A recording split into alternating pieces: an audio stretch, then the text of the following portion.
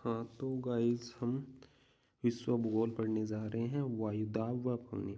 वायुदाब धरातल के प्रति इकाई क्षेत्र पर पड़ने वाले वायु के भार को वायुदाब कहते हैं। किसको कहते हैं कि प्रति इकाई क्षेत्र पर पड़ने वाले वायु के भार को वायुदाब कहते हैं, जिसे MB मिलीबार पास्कल हेक्टोपास्कल में मापा जाता है। वायुदाब मापने के यंत्र को बोरोमीटर कहा जाता है। वायुदाब के मापने के यंत्र को क्या कहा जाता है? बोरोमीटर। तो इसको हम कर देते हैं हाईलाइट थोड़ा सा। इसको क्या कहते हैं? वायुदाब के मापने को यंत्र को गाइस थोड़ा सा कॉम्प्रोमाइज़ करना, स्टार्टिंग फेज है ना, बोरोमीटर कहते हैं। और इसके पठन में तेजी से गिरावट तूफानी मौसम, चक्रवात के संकेत है। वह इसके पठन में तेजी से गिरावट, तूफानी वर्दी, शांत मौसम के संकेत हैं। इसके पठन में पहले गिरावट फिर वर्दी वर्षा का संकेत है। धरातल पर तापमान व वायुदाब में विपरीत संबंध पाए जाते हैं। मतलब तापमान और प्रेशर दोनों क्या हैं? एक दूसरे के व्युत्क्रमानुपाती हैं। अगर ताप बढ़ेगा तो वायुदाब कम होगा, वायुदाब बढ़ेगा तो ताप में कमी होगी। इसमें ये है, वायुदाब बढ़ेगा तो ताप में कमी होगी और ताप बढ़ेगा तो वायुदाब में कमी होगी। पवन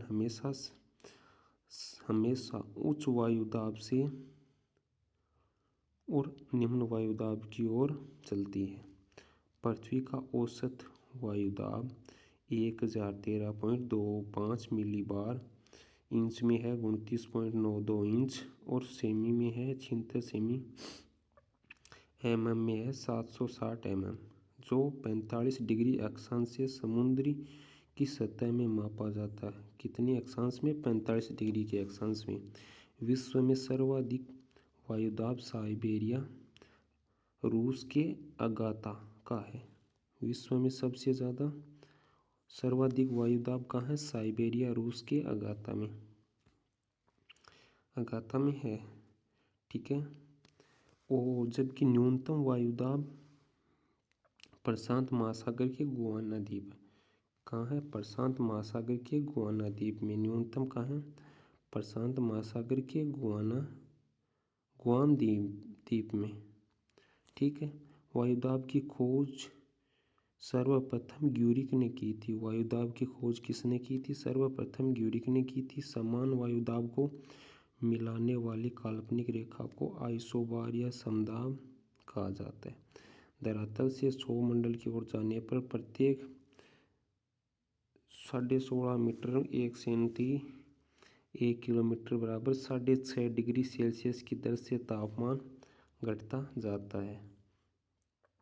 सामान्य तापपतन दर NLR कहा जाता है। वायुमंडल के निचले भाग में वायुदाब ऊंचाई के साथ तीव्रता से घटता जाता है और घटने की दर प्रत्येक 10 मीटर की ऊंचाई पर 1 डिग्री मिलीबार होता है। ये NCERT में दे रखा है।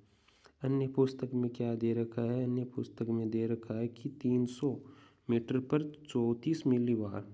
अब एक एग्जाम्पल के द्वारा इसको समझाया जाता है कि यदि समुद्र, एग्जाम्पल में क्वेश्चन क्या दे रखा है? यदि समुद्र की सतह पर 1000 मिलीबार वायुदाब है तो 800 मीटर की ऊंचाई पर कितना वायुदाब होगा? तो इसको हम सोल्व करते हैं। 10 मीटर बराबर 1 मिलीबार होता है, 1000 मीटर बराबर 10 मिलीबार। तो इसको 8 से मल्टीप्लाई कर दो, बोथ साइड 8 से गुणा करोगे तो 800 मीटर बराबर 80 मिलीबार। अब 1000 मिलीबार माइनस 80 मिलीबार, तो आंसर कितना आया? 920 मिलीबार। दूसरा एग्जाम्पल और दे रखा है, यदि धरातल से 100 मीटर की ऊंचाई पर 800 मिलीबार वायुदाब है तो समुद्र कि समुद्र की सतह पर वायुदाब कितना होगा, तो इसका 10 मीटर बराबर 1 मिलीबार होता है। 10 मीटर बराबर कितना होता है 1 मिलीबार, तो 100 मीटर बराबर 10 मिलीबार हो गया। और 1000 मीटर बराबर 100 मिलीबार हो गया। 1000 मीटर बराबर 100 मिलीबार हो गया, तो 800 प्लस 100 900 मिलीबार हो गया। ठीक है। अब वायुदाब को प्रभावित करने वाले कारक, तो कौन कौन से कारक प्रभावित करते हैं वायुदाब को। पहला है जलवाष्प, दूसरा है ताप, तीसरा पृथ्वी की घूर्णन गति, है ना, घूर्णन गति, समुद्र तल से ऊंचाई, गुरुत्वाकर्षण बल। पहला तो है जलवाष्प, दूसरा है टेम्परेचर, तीसरा है पृथ्वी की घूर्णन गति, और चौथा है समुद्र तल से ऊंचाई, पांचवा है गुरुत्वाकर्षण बल। अब गाइस पढ़ने जा रहे हैं हम वायुदाब पेटियां। ग्लोबल पर कुल 7 वायुदाब पेटियां हैं जिन्हें दाब कटिबंध कहा जाता है। ठीक है। उत्पत्ति के आधार पर इन पेटियों को 2 भागों में विभाजित किया जाता है, तापजन्य वायुदाब पेटियां और गतिजन्य वायुदाब पेटियां। तापजन्य वायुदाब पेटी और गतिजन्य पेटी। तापजन्य 3 प्रकार की, ये 4 प्रकार की। मतलब भूमध्य रेखीय निम्न वायुदाब पेटी, ये पहला टाइप। दूसरा ध्रुवीय उच्च वायुदाब पेटी, गतिजन्य पेटी। उपोष्ण उच्च वायुदाब पेटी, ये 2 नॉर्थ में और साउथ में। और उपध्रुवीय निम्न वायुदाब पेटी, नॉर्थ में साउथ में। नोट दे रखा है, नोट में क्या चीज़ दे रखी है अच्छे से देखना। यदि पृथ्वी स्थिर होती है, यदि पृथ्वी अगर स्टेट अवस्था में है, तो केवल तापजनित 3 वायुदाब पेटियों का निर्माण होता है। हाँ, तो ये ध्यान करना कि यदि पृथ्वी स्थिर अवस्था में है तो केवल तापजनित 3 वायुदाब पेटियों का निर्माण होता है, और पवनें ध्रुवीय उच्च वायुदाब से भूमध्य रेखीय निम्न वायुदाब पेटी की ओर चलती है। पहला दे रखा है भूमध्य रेखीय वायुदाब पेटी। इस पेटी का विस्तार 45 डिग्री नॉर्थ से 5 डिग्री साउथ अक्षांशों के मध्य होता है। भूमध्य रेखा पर वर्ष भर अपेक्षाकृत सूर्य की किरणें लंबवत पड़ने के कारण तापमान अधिक होता है। तो ये याद रखने वाला पॉइंट है कि भूमध्य रेखा पर गर्मी हमेशा ज़्यादा क्यों रहती है, क्योंकि यहाँ पे लंबवत सूर्य की किरण है वो लंबवत पड़ती है, जिसके कारण टेम्परेचर हिंदी में तापमान में अधिक वृद्धि होती है, जिससे हवाएं गर्म होकर हल्की होती है। ठीक है, जिससे हवाएं गर्म होकर हल्की होती है और ऊपर उठती है। हमेशा गर्म हवाएं ऊपर उठती है और ठंडी हवाएं नीचे की ओर आती है। इसलिए इस पेटी में निम्न वायुदाब बना रहता है, इसलिए इसे तापजन्य निम्न वायुदाब पेटी कहा जाता है। अच्छे से समझना इसको, क्या दे रखा है इसमें, एक बार नोटिस और करना इसमें कि क्या कहते हैं इसमें कि जो है ना अत्यधिक गर्म होने के कारण गर्म हवा ऊपर की ओर उठती है और ठंडी हवा नीचे की ओर आ जाती है, निम्न वायुदाब बना रहता है, जिससे वायुदाब निम्न हो जाता है। तो इसलिए इस तापजन्य को निम्न वायुदाब पेटी कहा जाता है। इस पेटी में हवाओं की गति कम होने के कारण वातावरण शांत रहता है। मतलब इनकी गति कम होती है, जिसके कारण जो वहाँ का वातावरण है वो शांत रहता है, इसलिए इसे डोलड्रम या शांत पेटी कहते हैं। इस पेटी में वर्ष भर सहनीय धाराएं कन्वेंशनल रेनफॉल होती है। अब ये दे रखा है इसका स्ट्रक्चर। ध्रुवीय उच्च वायुदाब, ये 85 डिग्री नॉर्थ से, इसमें ध्रुवीय उच्च वायुदाब में हाई प्रेशर होता है, यह नॉर्थ में है। साउथ में भी ध्रुवीय उच्च वायुदाब पेटी, साउथ में ये 85 डिग्री, इसमें भी हाई प्रेशर होता है। फिर बीच में क्या आ गई भूमध्य रेखा निम्न वायुदाब पेटी, लो, इसमें प्रेशर लो होता है, डोल्ड्रम शांत पेटी बोलते हैं इसको, ठीक है। फिर इसके बीच में दे रखा उपध्रुवीय निम्न वायुदाब पेटी लो प्रेशर। इसके बीच में उपध्रुवीय निम्न वायुदाब पेटी और उपोष्ण उच्च वायुदाब पेटी, इसके बीच में पश्चिमी पवनें चलती हैं। और उपोष्ण उच्च वायुदाब पेटी हाई प्रेशर, इसको अश्व अक्षांश बोलते हैं। भूमध्य रेखीय निम्न वायुदाब पेटी जिसको डोल्ड्रम या शांत पेटी बोलते हैं, इसके बीच में व्यापारिक पवनें चलती हैं, ठीक है। हम नोट में दे रखा है, इस क्षेत्र में दोनों गोलार्धों में अर्थात उपोष्ण का उच्च वायुदाब से आने वाली व्यापारिक पवनें ITCZ का निर्माण करती है, अर्थात ये पवनें अभिसरण करके उत्थान आरोही हो जाती है।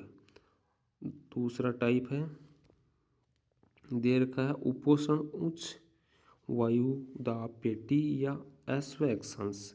ग्लोबल पर दोनों गोलार्धों पर 30 डिग्री से 35 डिग्री अक्षांशों के मध्य इस पेटी का विस्तार पाया जाता है। इस पेटी में वर्ष भर तापमान उच्च रहता है,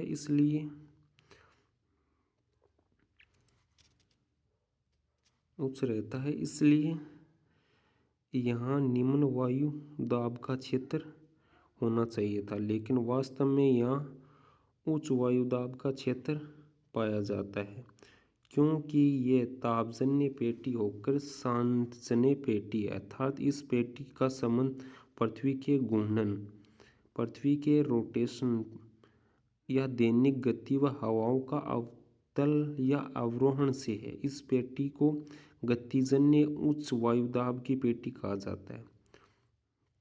अब एक क्वेश्चन दे रखा है, क्वेश्चन को ध्यानपूर्वक पढ़ना, देखना, सीखना। इससे क्या स्टेटमेंट वाइज देखे हैं। उपोष्ण उच्च वायुदाब पेटी के निर्माण के लिए उत्तरदायी कारक कौन कौन से हैं। इसमें पहले वो 5 टाइप के पढ़े थे ना, उसमें पूछा कि कौन कौन से कारक है इसमें। तो पहला है पृथ्वी की परिक्रमण गति, ठीक है।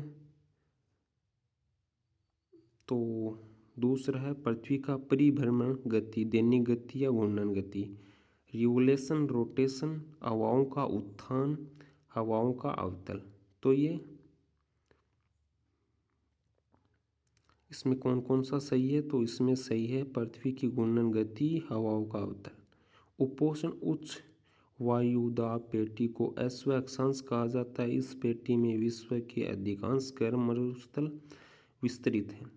इस वायुदाब पेटी का निर्माण भूमध्य रेखीय निम्न वायुदाब पेटी व उपध्रुवीय निम्न वायुदाब पेटी से उठने वाली हवाओं या उत्थान के कारण 30 से 35 डिग्री अक्षांशों के मध्य ठंडी होकर अवतलित हो जाती है। तीसरा प्रकार है उपध्रुवीय निम्न वायुदाब पेटी। ग्लोब पर दोनों गोलार्धों में 60 से 65 डिग्री अक्षांशों के मध्य इस पेटी का निर्माण होता है। पहली एक बार रिवाइज कर लो कि पहली का भूमध्य रेखीय निम्न वायुदाब पेटी, इसमें कितने डेर दे रखा है, 5 डिग्री नॉर्थ से 5 डिग्री साउथ के मध्य। कितना, 5 डिग्री नॉर्थ से 5 डिग्री साउथ के मध्य भूमध्य रेखीय निम्न वायुदाब पेटी। और दूसरा दे रखा उपोष्ण उच्च वायुमंडलीय वायुदाब पेटी, इसका दे रखा है 30 डिग्री से 45 डिग्री के मध्य उपोष्ण, जिसको अश्व अक्षांश बोलते हैं। तीसरा उपध्रुवीय निम्न वायुदाब पेटी है 60 से 65। तो पहली है 5 डिग्री नॉर्थ से 5 डिग्री साउथ, दूसरी दे रखी है 30 डिग्री साउथ से 35 डिग्री, 30 डिग्री से 35 डिग्री के मध्य, और तीसरी दे रखी है 60 डिग्री से 65 डिग्री अक्षांशों के मध्य इस पेटी का निर्माण होता है। इस पेटी में कब तापमान पाया जाता है, इसलिए यहाँ वायुदाब अधिक होना चाहिए था, लेकिन वायुदाब पेटी तापजन्य पेटी न होकर गतिजन्य पेटी, इसलिए निम्न वायुदाब पाया जाता है, ठीक है। अर्थात पृथ्वी का घूर्णन गति के कारण यहाँ की वायु स्थानांतरित हो जाती है, जिसके कारण गतिजन्य निम्न वायुदाब पेटी का निर्माण होता है। इस पेटी का अधिक विकास दक्षिण गोलार्ध में होता है क्योंकि दक्षिण गोलार्ध में जल की अधिकता होती है। ये बात ध्यान रखने योग्य है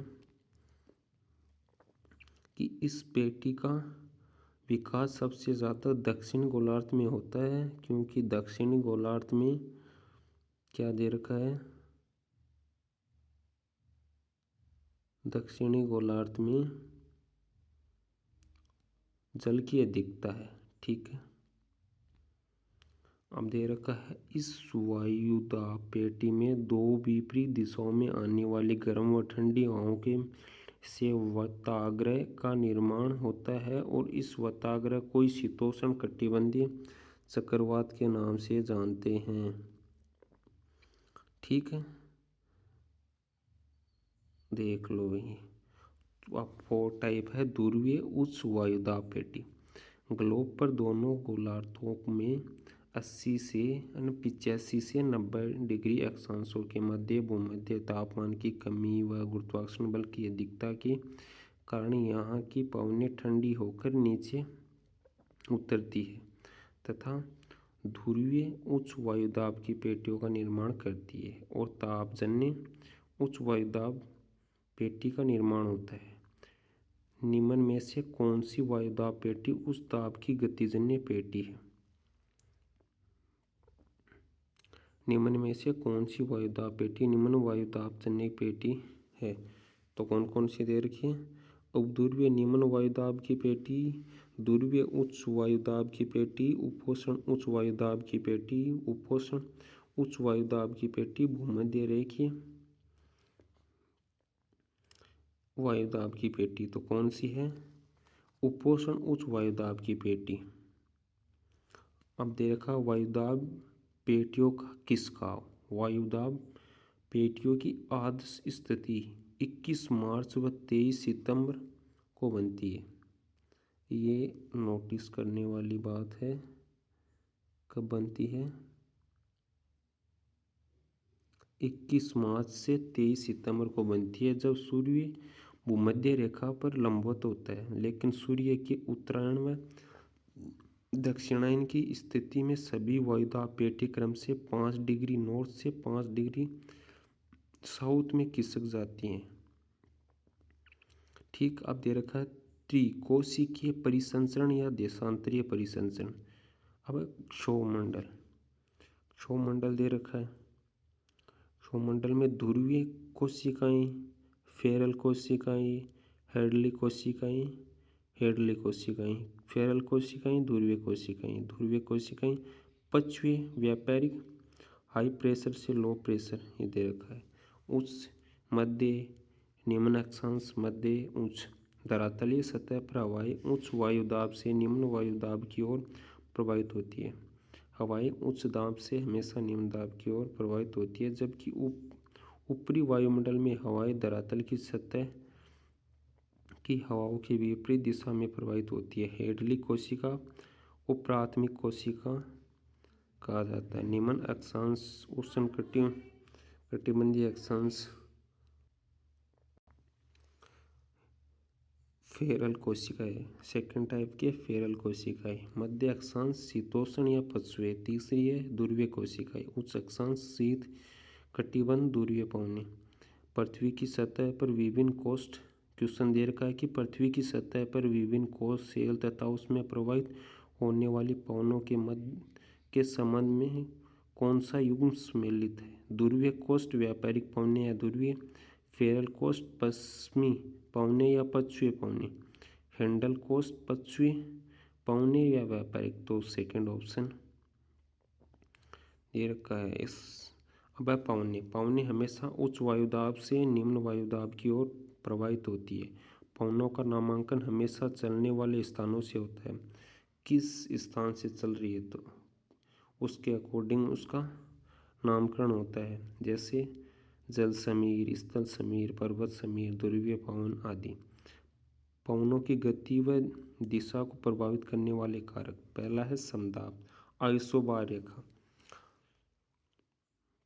समदाब रेखा धरातलीय सतह पर वायुदाब के क्षेत्रीय वितरण को प्रदर्शित करती है। समदाब रेखाओं को परस्पर दूरियां वायुदाब के अंतर को बनाती है, जिसे दाब प्रवणता कहते हैं। अर्थात समदाब रेखाएं पास पास होती है तो दाब प्रवणता अधिक होती है, और समदाब रेखाएं दूर दूर होती है तो दाब प्रवणता कम होती है। दाब प्रवणता को ही बैरोमेट्रिक ढाल कहा जाता है। ये है महत्वपूर्ण। कोरियोलिस बल, आभासी बल, या इसको विक्षेपी बल बोलते हैं। तो ये है इम्पोर्टेंट। कोरियोलिस बल पृथ्वी के घूर्णन, पृथ्वी का रोटेशन से उत्पन्न कोरियोलिस बल पवनों की दिशा में विक्षेप उत्पन्न करता है, इसलिए इसे विक्षेपी बल कहते हैं।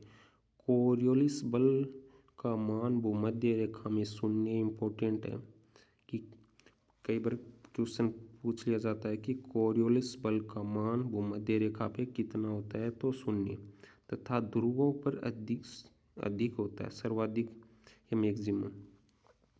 यदि पृथ्वी का घूर्णन बंद कर दिया जाए तो कोरियोलिस बल भी समाप्त हो जाता है। ये भी अच्छा क्वेश्चन बन जाता है कि यदि पृथ्वी का घूर्णन बंद कर दिया जाता है या कर दिया जाए तो कोरियोलिस बल कितना होगा, मतलब समाप्त हो जाता है वो। कोरियोलिस बल का मान भूमध्य रेखा पर शून्य। इसी कारण भूमध्य रेखा के समीप चक्रवात उत्पन्न नहीं होते। कोरियोलिस बल के कारण पवनीय व महासागरीय धाराएं उत्तरी गोलार्ध से में दाईं ओर, हाँ इस तभी तो वहाँ पे जो महासागरीय धाराएं हो उत्तरी गोलार्ध में दाईं ओर और दक्षिण गोलार्ध में बाईं ओर मुड़ती हैं। दे रखा है फेरल का नियम। फेरल का नियम, ये नियम हवा व हवा के विक्षेपण की दिशा से संबंधित है, अर्थात जिस दिशा में हवा चलकर आती है उसी तरफ पीट करके खड़े होने पर उत्तरी गोलार्ध में दाईं ओर व दक्षिणी गोलार्ध में बाईं ओर हवा मुड़ती है।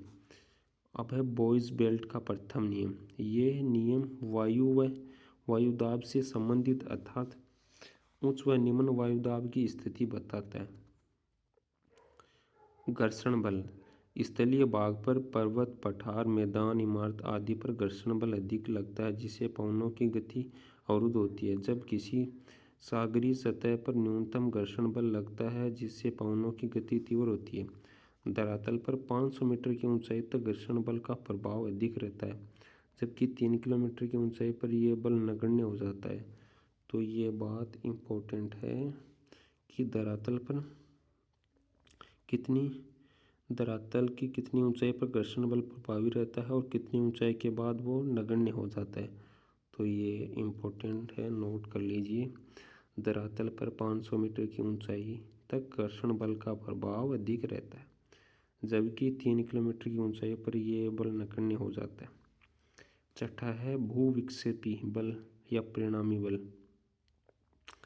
धरातल की ऊंचाई पर जहां घर्षण बल समाप्त हो जाता है तथा कोरियोलिस बल व दाब प्रवणता बल में संतुलन स्थापित हो जाता है, इस बल की उत्पत्ति होती है। इस बल के कारण पवनें ऊपरी वायुमंडल में समदाब रेखाओं के समांतर एक निश्चित दिशा में चलने लगती है, इसे भूविक्षेपी कहते हैं। इसी कारण जेट स्ट्रीम एक निश्चित दिशा में चलती है। किसके कारण जेट स्ट्रीम एक निश्चित दिशा में चलती है? भूविक्षेपी या परिणामी बल। पवनों के प्रकार। पवन कितने प्रकार, पवन कितने टाइप के होते हैं? Types of Pawan. विंड। स्थानीय पवनें, प्रचलित, इस स्थानीय पवन का नाम है प्रचलित पवनें, ग्रही पवनें, सनातनी पवनें। सेकेंड टाइप है सामयिक पवनें। थर्ड टाइप है स्थानीय पवनें।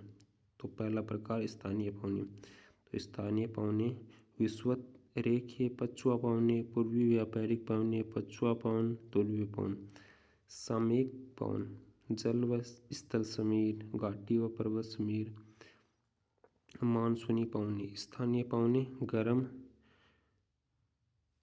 गर्म को लू बोलते हैं, ठंडी। नोट, स्थानीय पवन, सामयिक पवनें, मानसूनी पवनें चक्रवात, प्रतिचक्रवात पर कोरियोलिस बल का प्रभाव होता है, जबकि स्थानीय बल जल व स्थल समीर, घाटी व पर्वत समीर पर कोरियोलिस बल का प्रभाव नहीं पड़ता। तो ये बात नोट कर लेना कि किस पर कोरियोलिस बल का प्रभाव पड़ता है और किस पर नहीं पड़ता। ठीक है। अब इसमें फर्स्ट टाइप दे रखा है स्थानीय पवनें। वे पवनें जो वर्ष भर एक ही दिशा में प्रवाहित होती है वो स्थायी पवन मतलब स्थायी पवन कहलाती है। इससे निम्न उप प्रकार है। पहला है विषुवत रेखीय पछुआ पवनें। ये पवन भूमध्य रेखीय क्षेत्र में पश्चिमी से पूर्व की ओर चलती है। बी टाइप में दे रखा है, ये इम्पोर्टेंट है। पूर्वी व्यापारिक पवनें या सन्मार्गी या ट्रेडविक। ये पवन उपोष्ण उच्च वायुदाब से भूमध्य रेखीय निम्न वायुदाब की ओर चलती है, अर्थात 30 डिग्री से 5 डिग्री अक्षांशों के मध्य चलती है। ये पवनें उत्तरी भारत में उत्तर पूर्व से दक्षिण पश्चिम की ओर तथा दक्षिण गोलार्ध से दक्षिण पूर्व से उत्तर पश्चिम की ओर चलती है और इन्हीं पवनों को पूर्वी पवनें या पूर्वइया या ईस्टर्न विंड कहा जाता है। ट्रेड शब्द की उत्पत्ति जर्मन भाषा से हुई, जिसका अर्थ है निश्चित मार्ग में चलने वाली पवनें। ट्रेड आता है ना। ट्रेड शब्द की उत्पत्ति जर्मन भाषा से हुई है, जिसका अर्थ है निश्चित मार्ग में चलने वाली पवनें, इसलिए इन्हें समार्गी पवन कहा जाता है। व्यापारिक पवनों में ITCZ का निर्माण होता है। ये पवन हिंद महासागर में मानसूनी पवनों का रूप ले लेती है, जैसे दक्षिण पश्चिम मानसून व उत्तर पूर्वी मानसून। निम्न अक्षांशों में महाद्वीपों के पूर्वी तट, महासागरों के पश्चिमी तटों पर व्यापारिक पवनें अभितटीय जल से स्थल होती है और वर्ष करती है, जबकि महाद्वीपों के पश्चिमी तट महासागरों से पूर्वी तट पर अपतटीय स्थल से शीत जल का उद्वेलन होता है, अर्थात ठंडी जलधारा का निर्माण होता है, जैसे पेरू की ठंडी जलधारा। निम्न अक्षांशों में महाद्वीपों के पश्चिमी तटों पर मरुस्थल का निर्माण होता है। एक एग्जाम्पल दे रखा है, दक्षिण गोलार्ध में व्यापारिक पवनें किस ओर जाती है? उत्तरी गोलार्ध में व्यापारिक पवनें कहाँ से चलकर आती है? तो उत्तर पश्चिमी दिशा में पछुए पवनें, वेस्टर्न विंड। पछुआ पवनें क्या बोलते हैं? Western wind. ये मध्य अक्षांशीय प्रचलित पवन है जो 35 डिग्री से 60 डिग्री अक्षांशों के मध्य दोनों गोलार्ध में चलती है, अर्थात ये पवन उपोष्ण उच्च वायुदाब पेटी से उपद्रवी व निम्न वायुदाब पेटी के मध्य चलती है। इन पवनों की दिशा उत्तरी गोलार्ध में दक्षिण पश्चिम से उत्तर पूर्वी की ओर, जबकि दक्षिणी गोलार्ध में उत्तर पश्चिम से दक्षिण पूर्व की ओर होती है। उत्तरी गोलार्ध की उपेक्षा दक्षिणी गोलार्ध में जल की अधिकता तथा न्यूनतम घर्षण बल के प्रभाव के कारण यहाँ हवाओं में अवरोध का अभाव पाया जाता है। इस कारण दक्षिणी गोलार्ध में पछुए पवनें तूफानी रूप से चलती है, जिसे निम्न उपनाम है। 40 डिग्री अक्षांश गरजता चालीसा, वीर पछुआ पवनें, रोरिंग फोर्टीज। 50 डिग्री को अक्षांश को क्या बोलते हैं? भयंकर पचासा। 60 डिग्री साउथ को चीकता साटा। कथन: पछुआ पवनें उत्तरी गोलार्ध की अपेक्षा दक्षिणी गोलार्ध में शक्तिशाली होती हैं। इसका वो तो कथन दे रखा है, ये असर्शन दे रखा है। इसका रीजन: उत्तरी गोलार्ध की अपेक्षा दक्षिण गोलार्ध में जल का अभाव पाया जाता है। नहीं, पहला तो सही है। पछुआ पवनें उत्तरी गोलार्ध की अपेक्षा दक्षिणी गोलार्ध में शक्तिशाली होती है, जबकि जो इसका रीजन दे रखा है कि उत्तरी गोलार्ध की अपेक्षा दक्षिणी गोलार्ध में जल का अभाव नहीं, अधिकता होती है। पछुआ पवनों के प्रभाव से शीतोष्ण कटिबंधीय चक्रवात पश्चिमी से पूर्व की ओर चलते हैं। भूमध्य अक्षांशों में महाद्वीपों के पश्चिम भागों को आर्द्र बनाते हैं। उत्तरी गोलार्ध में पछुआ पवनों की दिशा उत्तर पश्चिम से दक्षिण पूर्व, उत्तर पूर्व से दक्षिण पश्चिम या दक्षिण पूर्व से उत्तर पश्चिम या दक्षिण पूर्व से उत्तर पश्चिम। तो दक्षिण पूर्व से उत्तर पूर्व, डी ऑप्शन। ध्रुवीय पवन: यह पवन उच्च अक्षांशों से 85 डिग्री से 65 डिग्री अक्षांशों के मध्य ध्रुवीय उच्च वायुदाब से ध्रुवीय निम्न वायुदाब की पेटी की ओर चलती है। ये पवन शीतकाल में अधिक सशक्त होती है क्योंकि महाद्वीपीय ठंडे भाग में गुजरती है। इन पवनों की दिशा व्यापारिक पवनों के समान होती है, अर्थात उत्तरी गोलार्ध में उत्तर पूर्व से दक्षिण पश्चिम की ओर तथा दक्षिण गोलार्ध में दक्षिण पूर्व से उत्तर पश्चिम की ओर चलती है। ये पवनें शीतकाल में बर्फीली आंधियों के रूप में चलती है, जिन्हें कनाडा में बिल्जार्ड व साइबेरिया में बुरान के नाम से जाना जाता है। निम्न में से कौन सी पवन प्रचलित पवन का उदाहरण नहीं है? तो मानसूनी पवनें, सामयिक पवनें, वे पवनें जो समय के अनुसार अपना मार्ग परिवर्तित कर लेती है, सामयिक पवनें कहलाती है। इसे निम्न उप प्रकार के हैं: जल व स्थल समीर, दिन के समय समुद्री तटवर्ती क्षेत्र में सागर से स्थल की ओर चलने वाली पवनों को जल समीर कहा जाता है, जबकि रात्रि के समय पार्थिव विकिरण के कारण स्थल भाग पर तापमान कम हो जाता है, जिससे उच्च वायु दाब हाई प्रेशर का निर्माण होता है और पवनें स्थल से जल की ओर चलने लगती है और स्थल समीर कहते हैं।